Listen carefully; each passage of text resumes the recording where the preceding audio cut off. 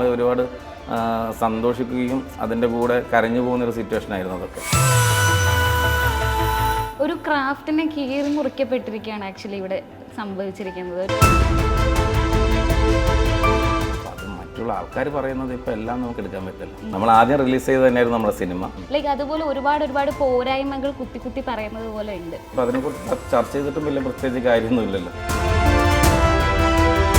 ഇത്രയും പൈസ മുടക്കിയിട്ടൊക്കെ ഇങ്ങനെയൊക്കെ ഒരു മാർക്കറ്റിംഗ് തന്ത്രമൊന്നും ആരും ചെയ്യാൻ നിൽക്കില്ല എന്നുള്ളതാണ് എൻ്റെ അഭിപ്രായം. മ്യൂസിക് ഇഷ്ടപ്പെട്ടവരുണ്ട്, ഇഷ്ടപ്പെടാത്തവരുണ്ട്, എൻ്റെ സൈഡും ഇഷ്ടപ്പെട്ടവരുണ്ടാവും, ഇഷ്ടപ്പെടാത്തവരുണ്ടാവാം. എമ്പുരാൻ്റെ ഇടയിൽ വെല്ലുവിളികളൊന്നുമില്ല, എന്തും ചെയ്യാൻ തയ്യാറായിട്ടാണ് നമ്മൾ ഇറങ്ങിയിരിക്കുന്നത്. ഏറ്റവും വലിയ സിനിമയുടെ എഡിറ്റർ ആവണം എന്നാണ് എൻ്റെ ആഗ്രഹം. ഞാൻ പറഞ്ഞിട്ടുണ്ട്, അതിപ്പോഴല്ല 10 വർഷം മുന്നേ. ഒരു പൂ ചോദിച്ചാൽ പൂന്തോട്ടം കൊടുക്കാൻ തയ്യാറായി നിൽക്കുന്ന ടെക്നീഷ്യന്മാരാണ് എല്ലാവരും. Welcome to Kaumudi movies. It's me Archana Taj. ഇന്ന് എനിക്കൊപ്പം എമ്പുരാൻ മൂവിയുടെ എഡിറ്ററാണ് ജോയിൻ ചെയ്യുന്നത്, അഖിലേഷ് മോഹൻ. ചേട്ടാ നമസ്കാരം. നമസ്കാരം. വളരെ എന്തായി പറയാ, നമ്മൾ ക്യാമറയുടെ ബിഹൈൻഡ് ദ സീൻ ഇരിക്കുന്നവർ ഫ്രണ്ടിലേക്ക് വരുമ്പോൾ ഒരു അൺകംഫർട്ടബിൾ സ്റ്റേജിലാണ് ചേട്ടൻ ഇപ്പോൾ ഇരിക്കുന്നതെന്ന് അറിയാം. ബട്ട് സ്റ്റിൽ എനിക്ക് തോന്നുന്നു എമ്പുരാൻ എന്ന മൂവിയിൽ ഏറ്റവും അധികം എക്സ്ട്രാ പണി എടുത്തിട്ടിരിക്കുന്ന ആളാണല്ലോ ചേട്ടൻ, അല്ലേ?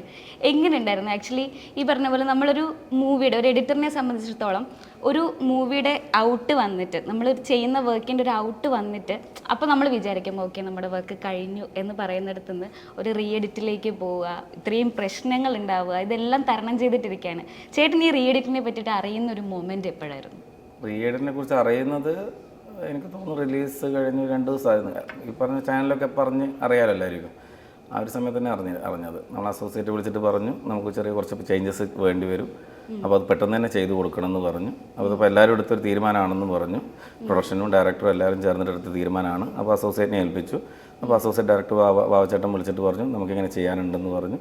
അപ്പോൾ തന്നെ അത് ഒരു 2 ദിവസം എടുത്തു, 2-3 ദിവസം എടുത്തു. അതിൻ്റെ 2 ദിവസം കൊണ്ട് എഡിറ്റിങ് കാര്യങ്ങളൊക്കെ ചെയ്തു. പിന്നെ നമ്മൾ ഈ പണ്ടത്തെ പോലെ അല്ലല്ലോ, നമ്മൾ ചെറിയൊരു ചേഞ്ചസ് ആണെങ്കിലും ഇതിൻ്റെ മൊത്തത്തിൽ ഒരുപാട് വർക്കുണ്ട്. അത് വീണ്ടും നമ്മൾ ഒന്നിനും തുടങ്ങുന്ന പോലത്തെ പരിപാടിയാണ്. അത് വീണ്ടും മുഴുവനായിട്ട് പ്രിൻ്റ് ഇടണം, അതെല്ലാം തിയേറ്ററിൽ അപ്ലോഡ് ചെയ്യണം. അത് കുറച്ച് നല്ലൊരു പ്രോസസ്സായിരുന്നു. അതൊരു 3-4 ദിവസം എടുത്തു അത് കംപ്ലീറ്റ് ആവാൻ വേണ്ടിയിട്ട്. പിന്നെ അത് മലയാളം മാത്രമല്ലല്ലോ, ഓൾ ലാംഗ്വേജ് ഉണ്ടായിരുന്നു. അപ്പം ആദ്യം ഫസ്റ്റ് മലയാളം ചെയ്തു, പിന്നെ തുടർന്ന് മറ്റുള്ള എല്ലാ ലാംഗ്വേജും അത് സെയിം അപ്ഡേറ്റ് ചെയ്യാൻ ഒരു 3-4 ദിവസം എടുത്തു. അത് ഇപ്പം രാജേട്ടൻ ആസ് എ ഡയറക്ടർ ഈ ഒരു കാര്യം ഒട്ടും പ്രതീക്ഷിക്കാതെ വന്നതാണല്ലോ. നിങ്ങൾ ഇങ്ങനൊരു സിനാരിയോ എപ്പോഴെങ്കിലും എമ്പുരാന് സംഭവിക്കും ഇതിൻ്റെ പ്രീ പ്രൊഡക്ഷൻ വർക്കിലോ പോസ്റ്റ് പ്രൊഡക്ഷൻ വർക്കിലോ എപ്പോഴെങ്കിലും ഫീൽ ചെയ്തിട്ടുണ്ടായിരുന്നോ? അങ്ങനെ ചിന്തിച്ചിട്ടൊന്നുമില്ല. നമ്മൾ സത്യം പറഞ്ഞാൽ അങ്ങനെയും ചിന്തിക്കാനുള്ള ഒരു സമയമൊന്നും ഉണ്ടായിരുന്നില്ലല്ലോ. നമ്മൾ ഈ ഒരു സബ്ജക്റ്റ് ഇവർ മുൻകൂട്ടി പ്ലാൻ ചെയ്ത് ഈ ഒരു പിന്നെ എന്താ പറയേണ്ടത് ഈ കഥ ഫിക്സ് ചെയ്യുകയും ഇത് നമ്മളിലേക്ക് എത്തിക്കുകയും നമ്മൾ ഒരു വർഷത്തെ യാത്രയാണല്ലോ. അപ്പോൾ ഒരു വർഷത്തിൽ ഇത് നമ്മൾ എത്രത്തോളം ഭംഗിയാക്കി ആളുകളിലേക്ക് എത്തിക്കാം. കാര്യം ലൂസിഫർ എന്ന വലിയൊരു ഹിറ്റ് ഉള്ളത് കൊണ്ട് തന്നെ എല്ലാവരും ഒരുപാട് പ്രതീക്ഷിച്ചിട്ടാണ് ഇരിക്കുന്നത്. അപ്പോൾ അതാണ് നമ്മൾ ഏറ്റവും കൂടുതൽ നോക്കുന്നത്. നമ്മൾ എത്രത്തോളം നന്നാക്കാൻ പറ്റും അത്രത്തോളം നന്നാക്കി ഒരു കുറവുപോലും വരുത്താതെ എല്ലാ ഏരിയകളും എല്ലാ ടെക്നീഷ്യന്മാരും അതുപോലെ തന്നെ പുള്ളിയുടെ കൂടെ കട്ടക്ക് നിന്നിട്ടുമുണ്ട്. അപ്പോൾ നമ്മൾ അതൊക്കെയാണ് നോക്കിയത്. കാര്യം എന്നെ സംബന്ധിച്ചിട്ട് ഞാൻ ആ വർക്ക് ചെയ്യുമ്പോൾ നമ്മൾ എത്രത്തോളം ഡയറക്ടറുടെ കൂടെ അദ്ദേഹം മനസ്സിൽ കാണുന്നതനുസരിച്ചിട്ട് അത്രത്തോളം ഭംഗിയാക്കി എഡിറ്റ് ചെയ്ത് കൊടുക്കുക എന്നുള്ളതിനെക്കുറിച്ച് ചിന്തിക്കുകയും പിന്നെ അറിയാമല്ലോ ഒരു എഡിറ്ററെ സംബന്ധിച്ചിട്ട് ഒരു സിനിമ നമ്മൾ ഏറ്റവും എൻഡ് റിലീസ് വരെ കൂടെ നിൽക്കണം. ചിലപ്പോൾ റിലീസ് കഴിഞ്ഞാലും നമ്മൾ കൂടെ നിൽക്കേണ്ട ഒരു സാഹചര്യമുണ്ട്. അപ്പം അങ്ങനെ നിൽക്കേണ്ട സാഹചര്യം ഉള്ളതുകൊണ്ട് തന്നെ അതിലെത്രത്തോളം നമ്മൾ ഒരുപാട് ശ്രദ്ധിക്കേണ്ട കാര്യങ്ങളുമുണ്ട്. ഞാൻ അതിലായിരുന്നു കൂടുതൽ ശ്രദ്ധിച്ചുകൊണ്ടിരുന്നത്. കാരണം മറ്റു കാര്യങ്ങളൊന്നും ഞാൻ ചിന്തിച്ചിട്ടില്ല. ഒരു ക്രാഫ്റ്റിനെ കീറി മുറിക്കപ്പെട്ടിരിക്കുകയാണ് ആക്ച്വലി ഇവിടെ സംഭവിച്ചിരിക്കുന്നത്. ഒരു മൂവി നമ്മൾ എപ്പോഴും പറയാറുണ്ട്, മൂവി എന്ന് പറയുന്നത് നമ്മൾ എപ്പോഴും റിയൽ ലൈഫായിട്ട് കണക്ട് ചെയ്യേണ്ട ആവശ്യമില്ല. നമ്മളെല്ലാം റിയൽ ലൈഫായിട്ട് കണക്ട് ചെയ്യുകയാണെങ്കിൽ മൂവി ചെയ്യേണ്ട ആവശ്യം വരുന്നില്ലല്ലോ. അപ്പോൾ ഭയങ്കരമായിട്ട് കീറി മുറിക്കപ്പെട്ടു എന്ന് ഇതിനകത്ത് വർക്ക് ചെയ്ത ഒരാളെന്നുള്ള രീതിക്ക് ചേട്ടന് ഫീൽ ചെയ്യുന്നുണ്ടോ? അങ്ങനെയൊന്നുമില്ല. ഇപ്പം അതിനെക്കുറിച്ച് ചർച്ച ചെയ്തിട്ടും വലിയ പ്രത്യേകിച്ച് കാര്യമൊന്നുമില്ലല്ലോ. അതിപ്പോൾ നമ്മൾ ഈ പറഞ്ഞതുപോലെ നമ്മൾ ഒരു സിനിമ റിലീസ് ചെയ്തപ്പോൾ തന്നെ നല്ല അഭിപ്രായം ഉണ്ടായിരുന്നു. പിന്നെ ഈ ചുരുക്കം ഭാഗങ്ങളിൽ നിന്ന് വന്ന എതിർപ്പുകൾ കാര്യങ്ങൾ വന്നു. പിന്നെ ഞാൻ ചിന്തിച്ച ഇത്രയേ ഉള്ളൂ, നമ്മളൊരു സൃഷ്ടി നിലനിർത്തുക എന്നുള്ളതാണല്ലോ. നമുക്കിപ്പോൾ ഒരു വലിയ പ്രശ്നങ്ങളായി അല്ലെങ്കിൽ അതിനെ നമ്മൾ എവിടെ എത്താതെ പോകരുതല്ലോ. ഒന്നാമത് മലയാള സിനിമയിൽ ഇത്രയും വലിയൊരു ബഡ്ജറ്റിലെടുത്തൊരു പടം, അതിന് മേലെ ഒരുപാട് കഷ്ടപ്പാടുണ്ട്. അത് ചെറുതൊന്നല്ല, ഒരുപാട് കഷ്ടപ്പാടുണ്ട്. നമ്മളെല്ലാവരും, അതായത് അതിൽ വർക്ക് ചെയ്ത ഓരോരുത്തരും ഷൂട്ടിംഗ് സമയത്തൊക്കെ അനുഭവിച്ച ഓരോ കാലാവസ്ഥയിലും നമ്മൾ പല കാലാവസ്ഥയിലൂടെ കടന്നു വന്നിട്ടുണ്ട്. അപ്പോൾ അതിൽ വർക്ക് ചെയ്ത പലർക്കും പല രീതിയിൽ അപകടങ്ങളുണ്ടായിട്ടും പല കാലാവസ്ഥയിൽ ബുദ്ധിമുട്ടുണ്ടായിട്ടും നമ്മളത് തരണം ചെയ്താണ് ഈ സിനിമയിൽ നമ്മൾ കംപ്ലീറ്റ് ചെയ്തത്. അപ്പോൾ അങ്ങനെ വെച്ച് നോക്കുമ്പോൾ ആ സിനിമ എല്ലാവർക്കും എത്തണം, അതുപോലെ തന്നെ അത് നല്ല രീതിയിൽ പ്രൊഡ്യൂസർക്ക് ലാഭം ഉണ്ടാവണം എന്നത് മാത്രമാണ്. അപ്പോൾ അതിൽ ഈ പറഞ്ഞ പോലെ ചില പിന്നെ ഇഷ്ടാനിഷ്ടങ്ങളൊക്കെ ഉണ്ടാവാം, അത് നമ്മൾ ക്ലിയർ ചെയ്തു, അത് കഴിഞ്ഞു, അത്രയേ ഉള്ളൂ. അല്ലാതെ വേറൊന്നും അങ്ങനെ ഫീൽ ചെയ്തില്ല. പിന്നെ ഒരു കൂട്ടർ പറയുന്നുണ്ട് മാർക്കറ്റിംഗ് തന്ത്രമായിരുന്നു ഈ കട്ട് എന്ന് പറയുന്ന ഒരു സംഭവത്തിന് മുന്നേ ഉണ്ടായൊരു റഷ് ഉണ്ടല്ലോ, അതിനു വേണ്ടി ക്രിയേറ്റ് ചെയ്തതാണ് എന്നൊക്കെ പറയുന്നുണ്ട്. അങ്ങനെയൊന്നും ഉണ്ടാവും, എനിക്കറിയില്ല അതിനെക്കുറിച്ച്. പിന്നെ അതുപോലെ ഇത്രയും പൈസ മുടക്കിയിട്ടൊക്കെ ഇങ്ങനെയൊക്കെ ഒരു മാർക്കറ്റിംഗ് തന്ത്രമൊന്നും ആരും ചെയ്യാൻ നിൽക്കില്ല എന്നുള്ളതാണ് എൻ്റെ അഭിപ്രായം. അതൊക്കെ പുറമേ നിന്ന് ആൾക്കാർ പലതും പറയും, അതിനെക്കുറിച്ച് ബാക്കി കാര്യങ്ങൾ എനിക്കറിയില്ല.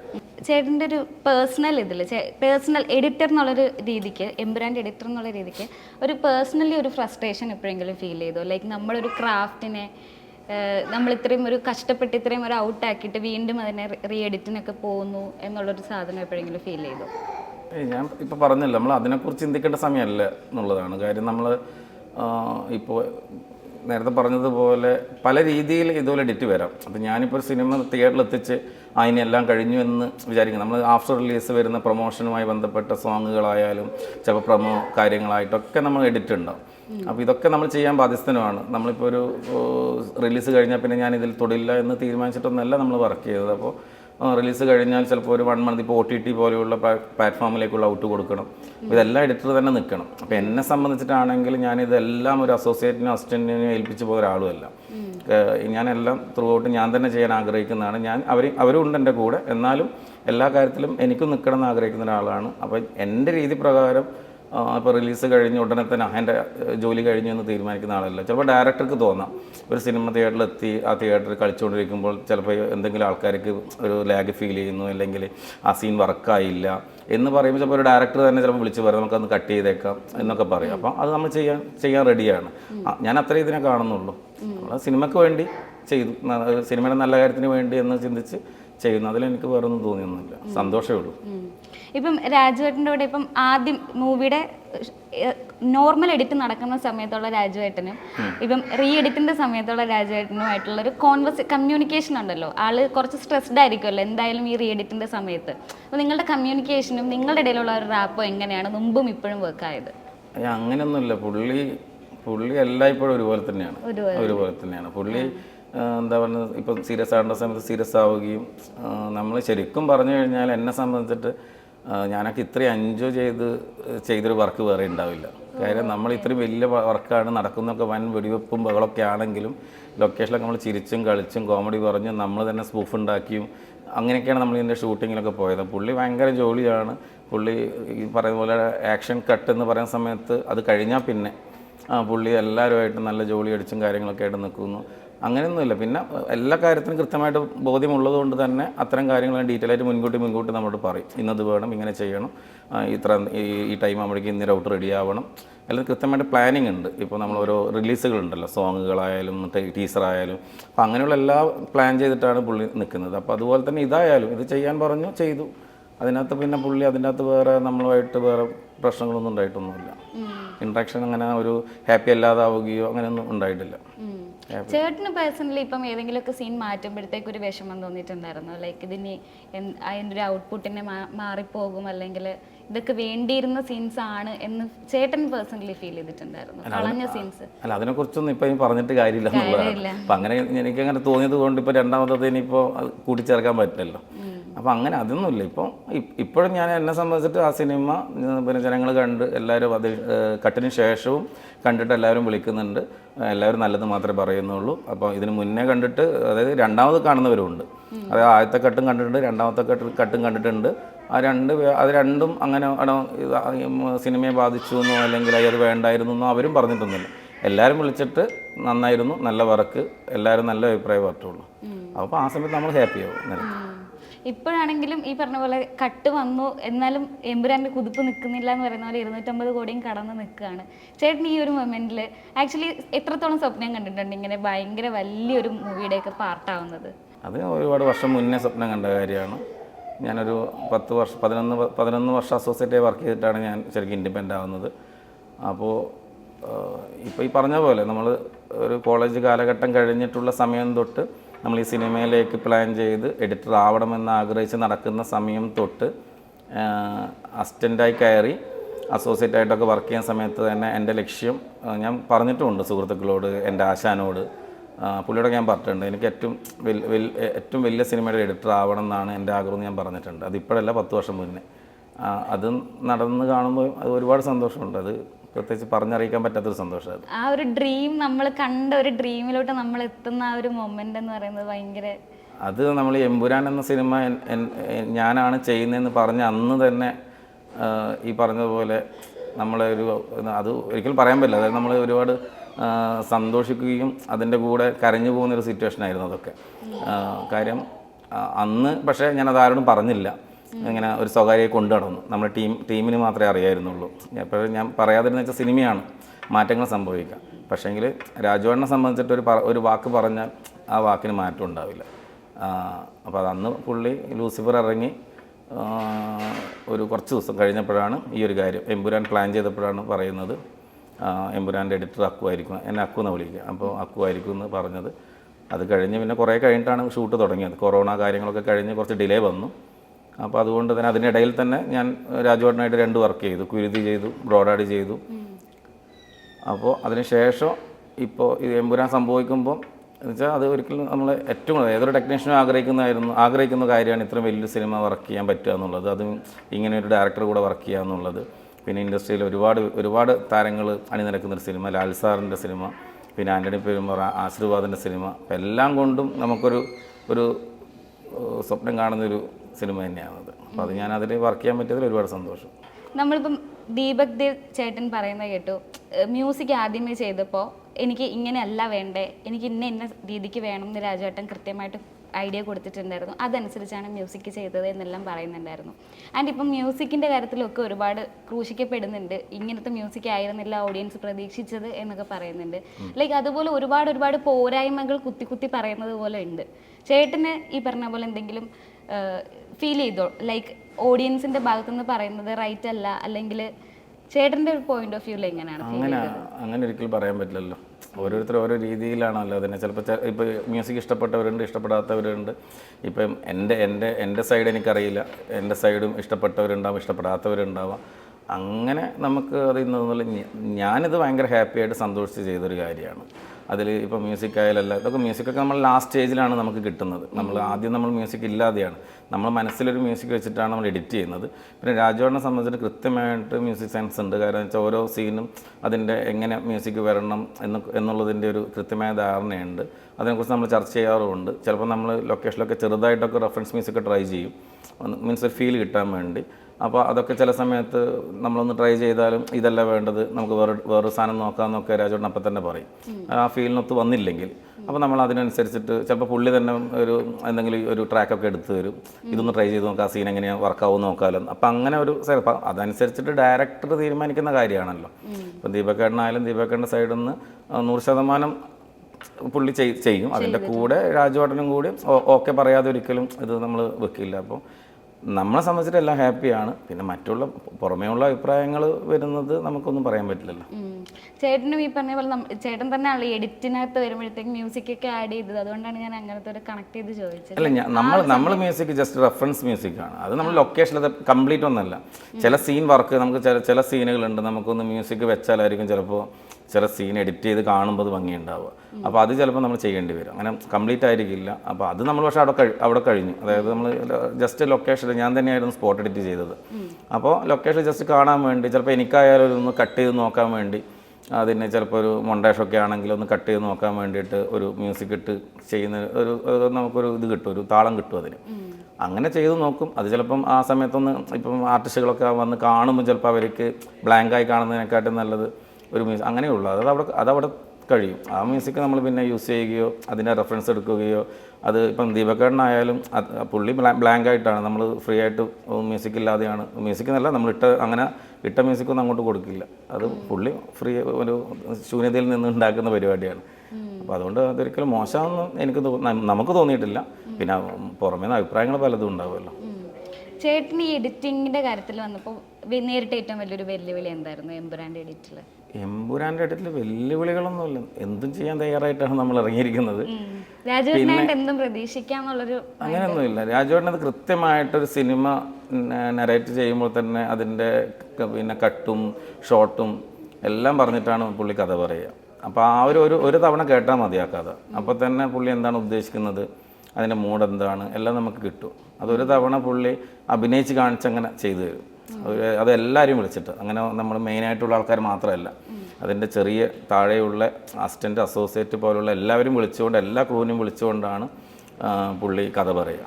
ആ കഥ പറച്ചിൽ തന്നെ ഉണ്ടാവും. അപ്പം ഒരു തവണയല്ല, ഒരു 2-3 തവണ എന്നെയൊക്കെ ഉൾപ്പെടുത്തിക്കൊണ്ട് ഒരു 3 തവണ. പിന്നെ ബാക്കിയുള്ള ടീമിന്, മെയിൻ അസോസിയേറ്റ്, അസിസ്റ്റൻ്റ്, ഡയറക്ഷൻ ടീമിന് എല്ലാതെയും കുറേ തവണ പുള്ളി കഥ പറഞ്ഞു കൊടുക്കുന്നുണ്ട്.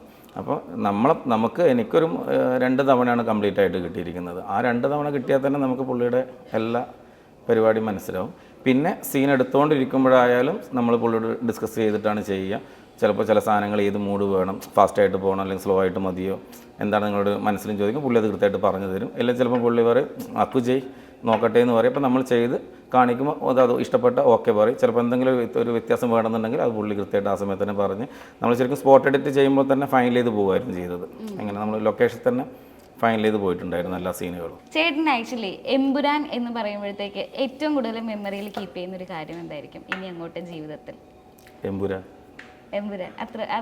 അതിനകത്തുള്ള എന്തായിരിക്കും ഏറ്റവും ഹൃദയത്തിൽ സൂക്ഷിച്ചത്? അതിനകത്തൊന്നല്ലല്ലോ, ഇതൊരു ബിഗ് ബജറ്റ് പടം, അല്ലെങ്കിൽ അതുപോലെ തന്നെയാണ്. അതിലെല്ലാം ബിഗ്ഗാണ്. കാര്യം അതിലേക്ക് എനിക്ക് കിട്ടിയ അവസരം വലുതാണ്. അതൊരിക്കലും നമുക്ക് മറക്കാൻ പറ്റില്ല. പിന്നെ പൃഥ്വിരാജ് എന്ന് പറയുന്ന ഒരാൾ, രാജുവേട്ടൻ എന്നെ ഇൻഡിപെൻഡൻ്റ് ആക്കിയത് പുള്ളിയാണ്. അതായത് ലൂസിഫറിൽ ഞാനൊരു അസോസിയേറ്റ് എഡിറ്ററായിട്ട് വന്നൊരാളാണ്. ഞാനതിൽ ഓൺലൈൻ എഡിറ്ററായിരുന്നു. അപ്പോൾ അന്ന് അതിൻ്റെ ഒരു പകുതി എത്തുമ്പോഴാണ് അടുത്തൊരു പടം നീ എഡിറ്റ് ചെയ്യണമെന്ന് പറയുന്നത്. അവിടുന്ന് തുടങ്ങിയതാണ് നമ്മുടെ ആഗ്രഹങ്ങളിങ്ങനെ നടന്നു തുടങ്ങുന്നത്. അപ്പോൾ അത് കഴിഞ്ഞ് ലൂസിഫർ ഇറങ്ങി എമ്പുരാൻ അക്കുവാണ് ചെയ്യുന്നതെന്ന് പറയുന്നു. പിന്നെ പുള്ളി സംവിധാനം ചെയ്യുന്ന ബ്രോഡാഡി എനിക്ക് കിട്ടുന്നു. പിന്നെ പുള്ളി പ്രൊഡ്യൂസ് ചെയ്ത കുരുതി നമുക്ക് തരുന്നു.